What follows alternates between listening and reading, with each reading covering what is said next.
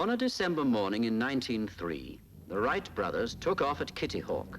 They remained in the air for 12 seconds at a maximum height of 9 feet. The result is this.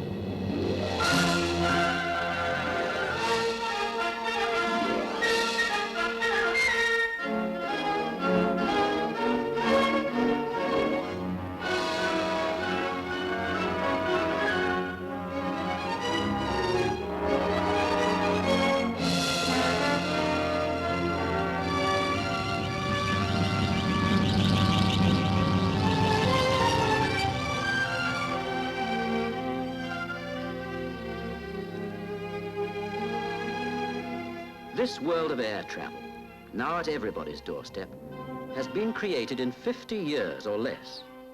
A world of flashing propellers, shimmering jet streams, gleaming shapes. A world so exciting that it's sometimes hard to get it in focus.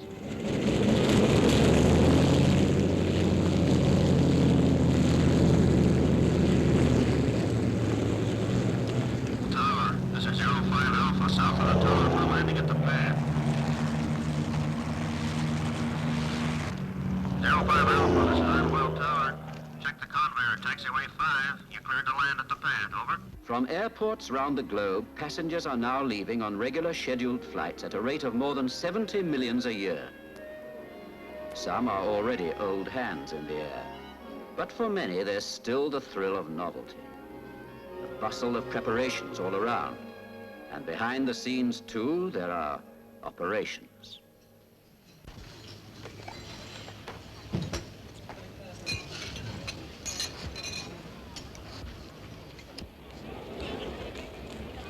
Who's traveling today?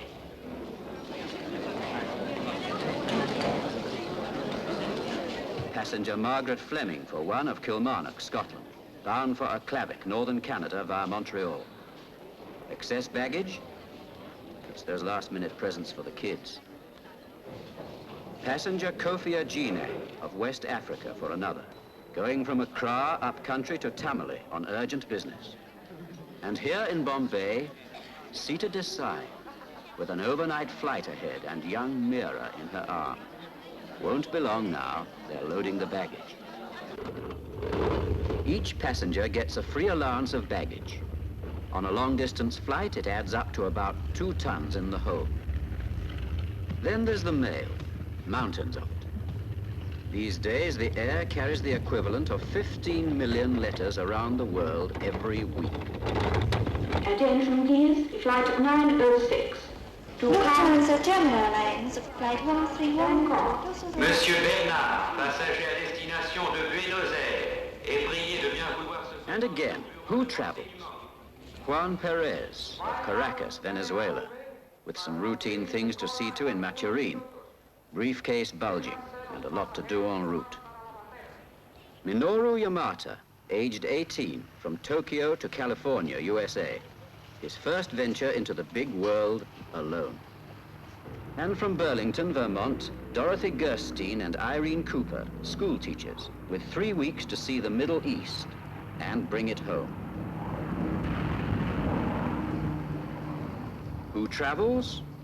Everybody. It used to be for the first-class few, but now, with tourist fares, the air's for all. For the world, his wife and child.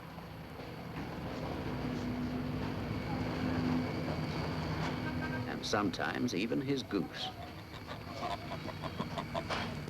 Goodbye, good trip, and happy landings. This is the captain speaking to you from the flight deck. We're about to take off now. Fasten your lap straps, please. And no smoking till we're airborne. Thank you.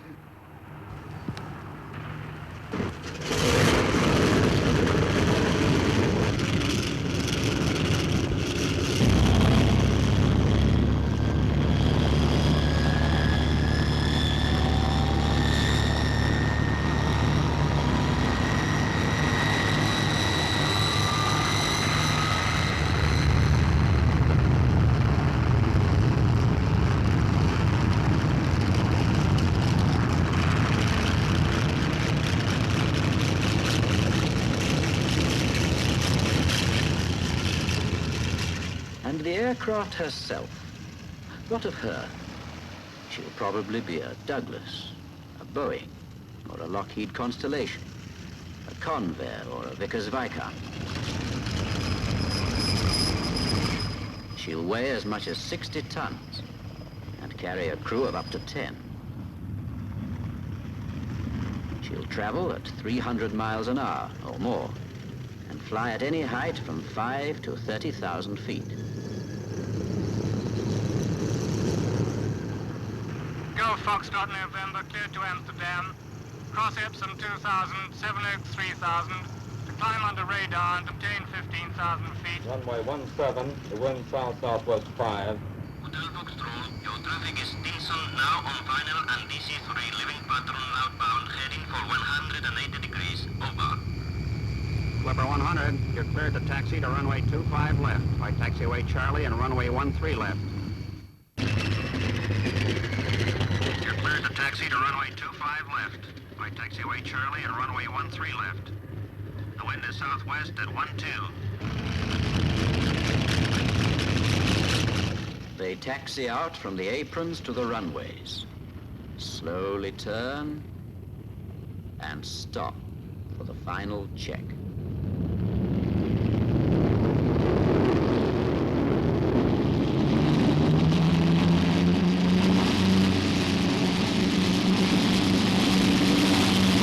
Before takeoff check, please. Auto feathering.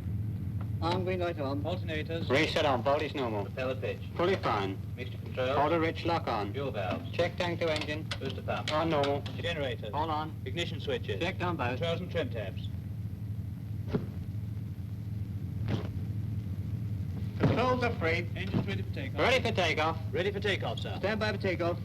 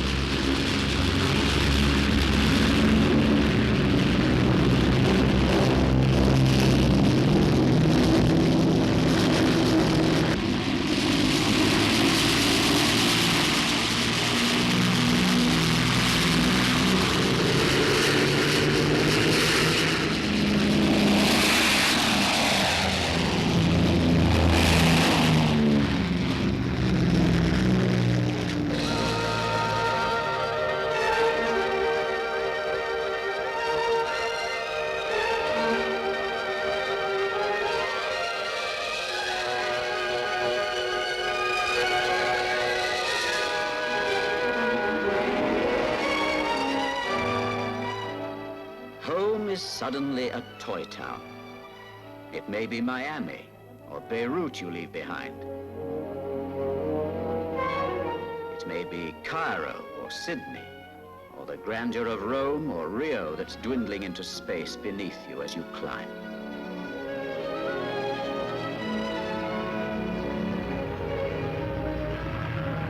None of them now. No place on this earth is more than 2 days' distance from any other.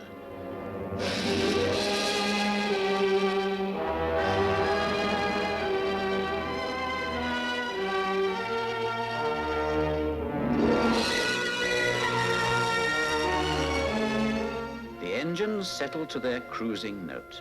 The galley gets down to work. How to keep people occupied through a long, smooth, steady flight across the blue dome of the sky.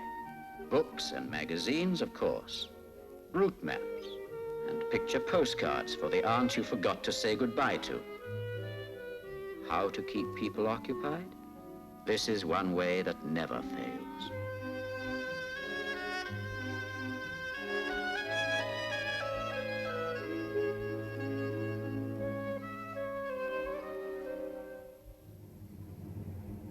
And outside, as the hours and distances roll by, what will the clouds reveal? Perhaps it will be this island, dreaming in the Bahamas, San Salvador, where less than 5 centuries ago, the cry of a lookout on the Pinta's forecastle told Columbus he had found a new world.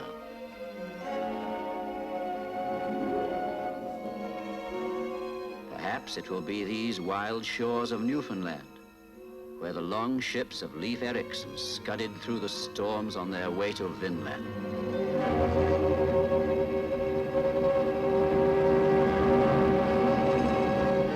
Or it may be the Arctic regions, where caribou thunder across the white world of the furthest north.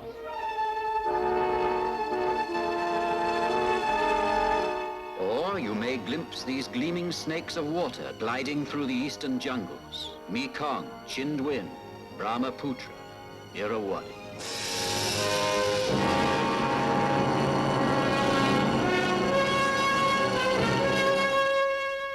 It may be Lake Tana in the heart of Ethiopia, where drifting spume and flashing rainbow guard the birthplace of the Blue Nile.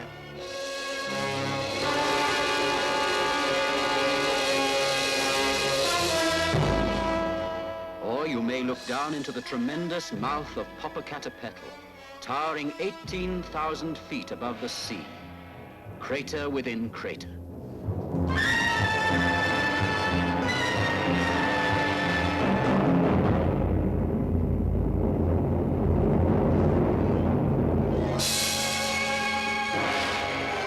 Or it may be some testament to bygone human splendor, like Machu Picchu, city of the Incas, lifting its blind walls from the gorges of the Andes to the mansions of the sun.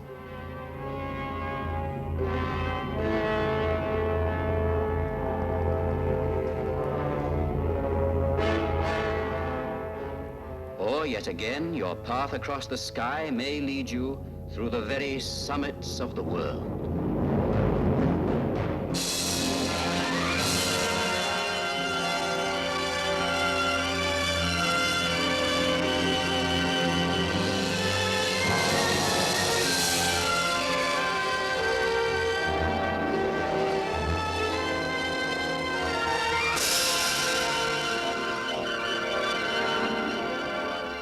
Down the painful ages, men have schemed and died to do just this, to lord the hemispheres.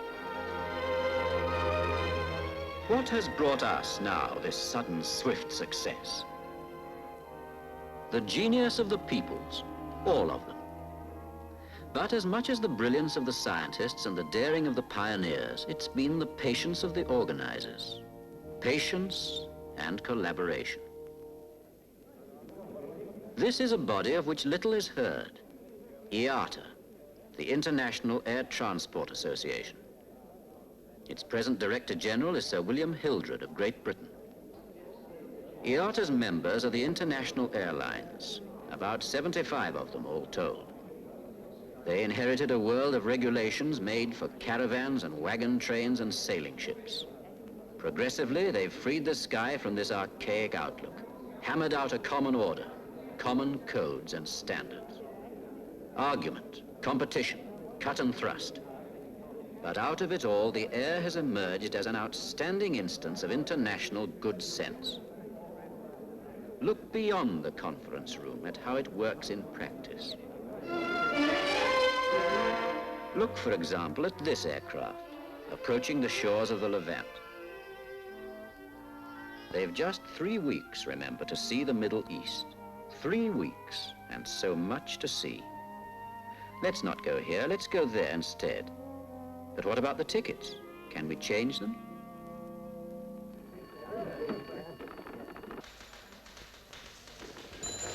It's tempting to hold on to all the traffic you can get, especially when your airline's a source of national pride.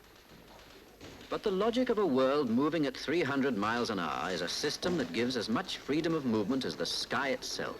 Freedom to change plans in mid-air, shift from one line to another. The result? A universal agreement to make tickets interchangeable. And the interline adjustments, compensations, transfers of currency, passengers shouldn't be bothered with all that. And besides, that's what accountants are for. Or this aircraft, crossing northern Venezuela from Caracas to Maturin. He set out with a lot to do en route. Export-import business, forms to fill in, cargoes to move, and buyers waiting for them. And just as one ticket takes a passenger around the world, so one airway bill will take a piece of freight to anywhere. And what do the freighters haul? The faithful, plodding cargo planes you don't hear much about. Almost anything these days, from isotopes and oysters to machines and magazines. Some lines carry more animals than human beings, and there's always the heavy stuff. There's a brisk movement of nylon stockings over the Atlantic, of sausage skins from Iran to the stockyards of Chicago. They say air cargo's in its infancy, but you can see the scale it's moving into.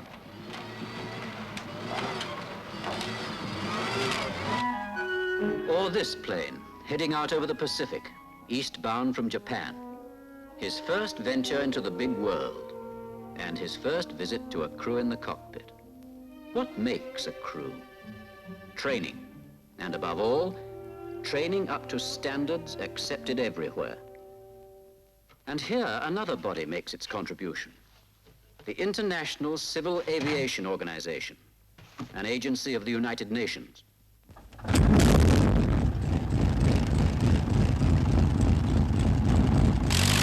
Concerned with the intergovernmental aspects of flying, one of ICAO's functions is to provide technical assistance to countries becoming air-minded. Where safety is concerned, nationalism has no place. In training for airline work, you've got to make sure that a Mexican pilot can land an American plane under instructions from an Indian controller using Dutch radio equipment.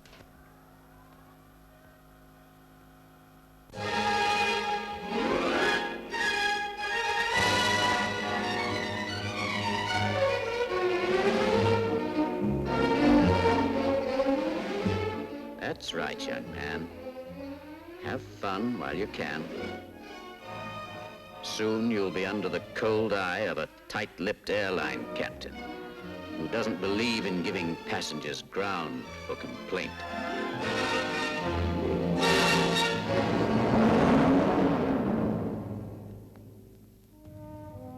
Or this stratocruiser, out in mid-Atlantic, bound for Montreal. In 1927, the Spirit of St. Louis made the crossing in 33 hours. Margaret Fleming now in 14. But Lindbergh didn't have the international support behind him that she does today. There are 21 of these ships maintaining 9 weather stations in the North Atlantic. They fly the flags of different nations, but they're all doing the same job. Finding out for the aircraft passing overhead what the weather's going to do.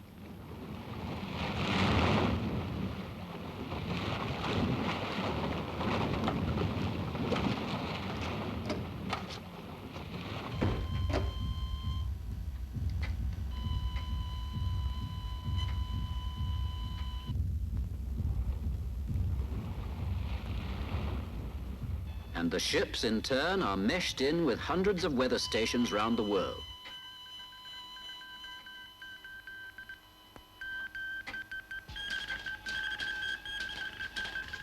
It never stops. Observations recorded round the clock over land and sea, transmitted halfway across the globe, assessed, interpreted, collated through half a dozen languages, and passed back to where they're needed, in the cockpit. Athènes, Beyrouth. Ciel nuageux 4 à 6 huitièmes par strato. QEQ, base 2500 pieds, sommet 18 000 pieds. Localement, cumulonimbus, sommet 30 000 pieds avec risque orage. Or again, this aircraft, heading up country from Accra over the hot hills of Africa. Going to Tamale on urgent business. Half an hour yet. Those engines out there, keep it up. A few minutes might make all the difference. Standards again. For behind the steady note of all the engines flying in all the aircraft, there's a common code of maintenance. Visual checks, terminal transit checks, rated checks, and after every 1,400 hours or so in the air, complete strip down and overhaul. to the inmost innards of the plane, nothing left unexamined.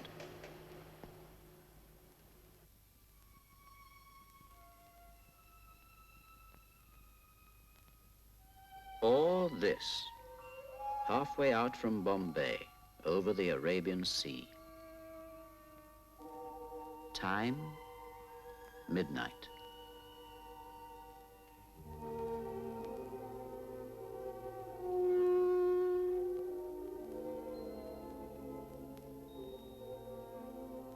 Sleep well, mirror, in your cradle in the sky. Up ahead, there are men on the flight deck, listening to the unseen, sounding beacons of the dark, charting your pathway through the stars.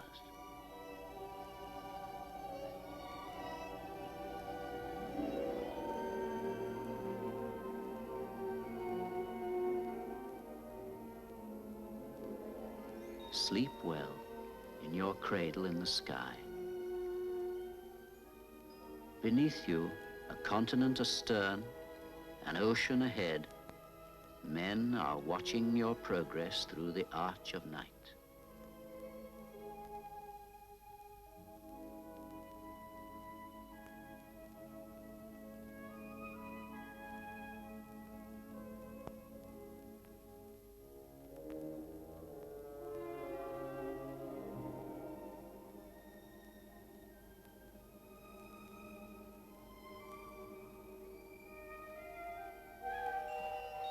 Up there, 4 miles above the turning earth, you're not alone.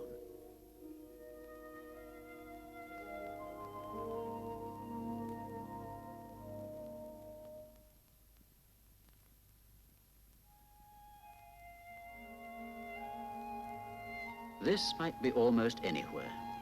It happens to be a village called Pucallpa, miles from anywhere in the heart of Peru. You wouldn't think Pucallpa and the air had much in common, but you'd be wrong.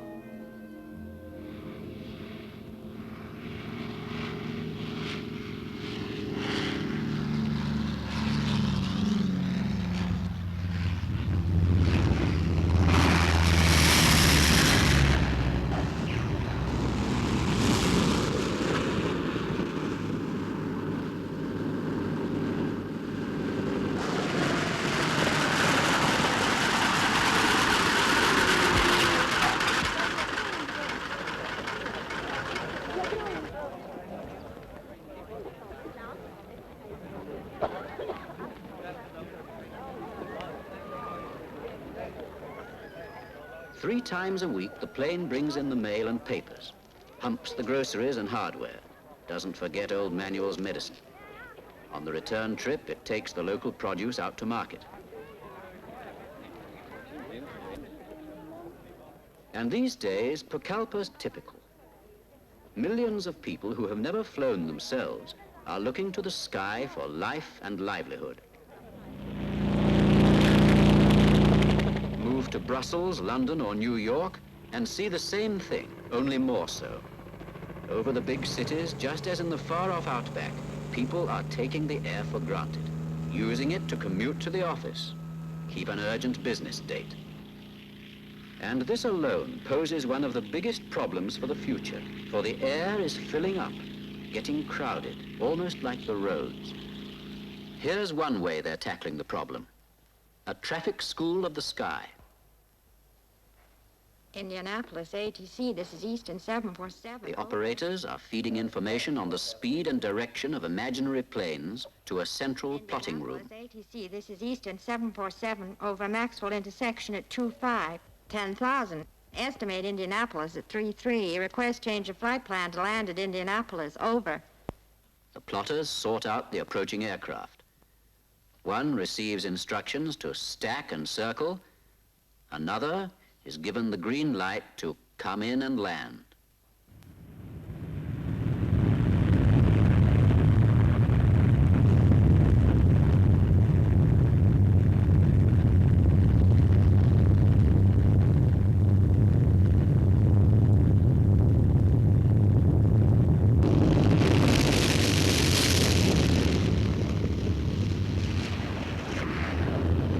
And the aircraft of tomorrow, their power and performance, speeds and shapes. What does the future hold for them?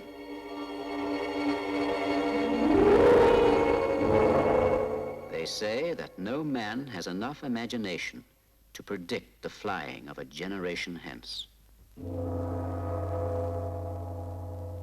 But ideas are on the wing.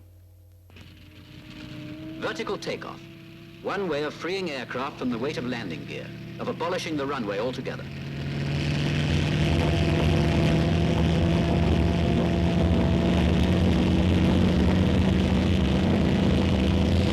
A model, this, but the real thing's taking off already.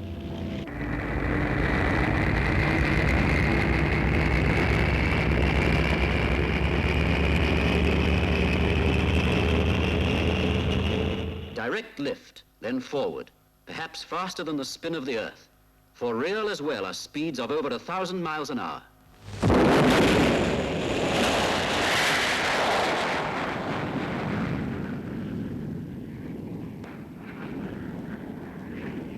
Are the ideas outstripping what is feasible? Only patient tests can show.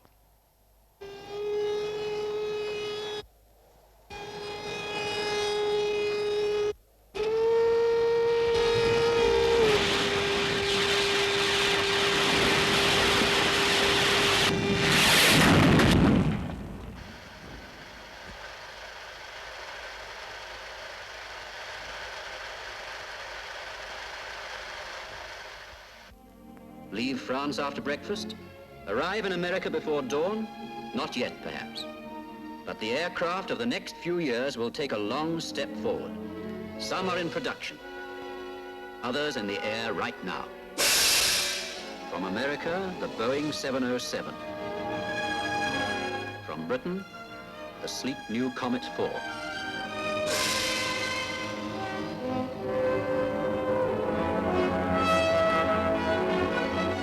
Turboprop Britannia.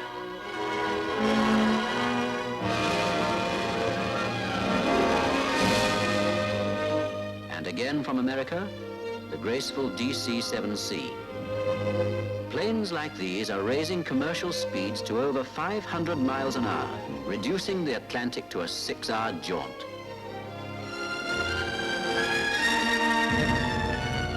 And down below, the airports extend and multiply their concrete networks.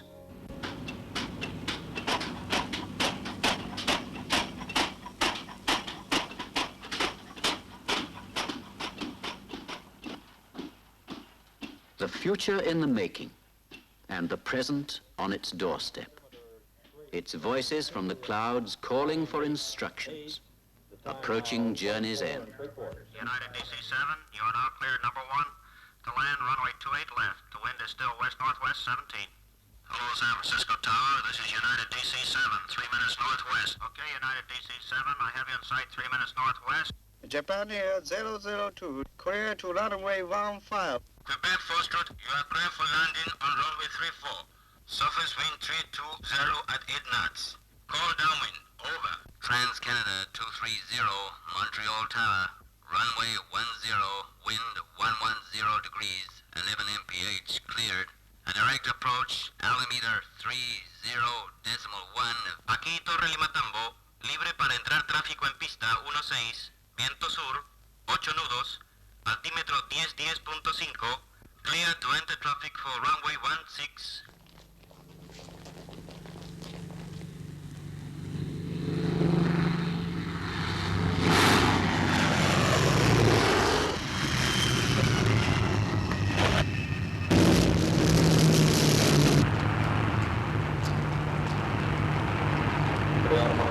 A few hours back, they were taking off from all the airports everywhere.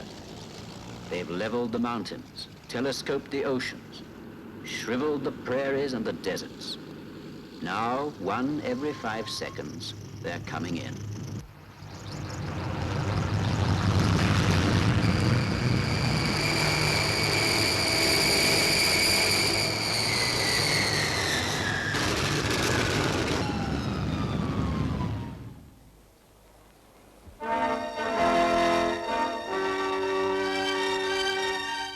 We come down the gangways in our thousands every day. And whatever we've come here to do, to buy some cattle maybe, or to pay a family visit, to sign a contract, seal a treaty, leave no avenue unexplored, to make a picture or to win some prizes, or perhaps to see an old man for the first time. The air is ours to serve our purposes.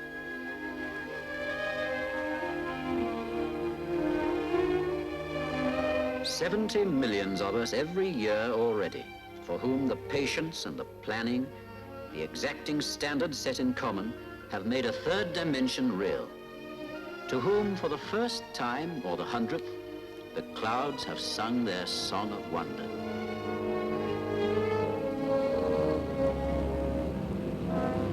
And then we've gone. And there's a moment's pause for the ground crews to refuel, to inspect and check, to see to all the host of things that complete the turnaround.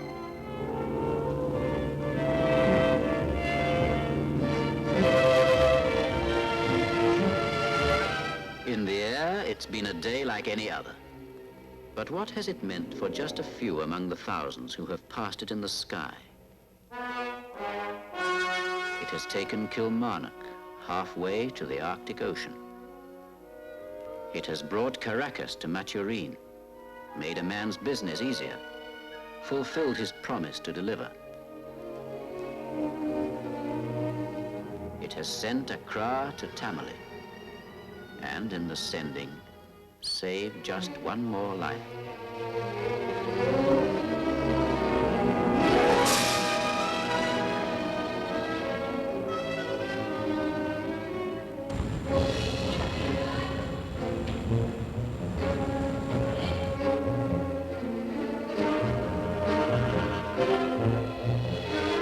It has set down Burlington in Baalbek to realize a dream and take it home. It has put Tokyo on the threshold of San Francisco, opened a horizon wider than the oceans. And it has simply brought together. For no two people living now are more than 2 days from each other.